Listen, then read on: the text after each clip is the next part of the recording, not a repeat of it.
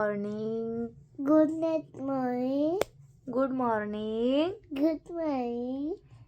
आपल्या यूट्यूब फॅमिलीला यूट्यूब फॅमिलीला नवीन वर्षाच्या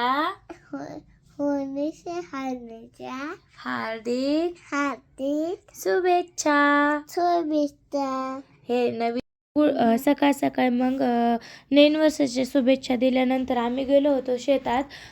तर कशासाठी गेलो होतो तर ते सांगते, कारण आम्हाला आणायची होती मेथीची भाजी. तर मेथीची भाजी आणण्यासाठी आम्ही गेलो होतो. तर ह्या दोघांची खूप मस्ती चालू होती.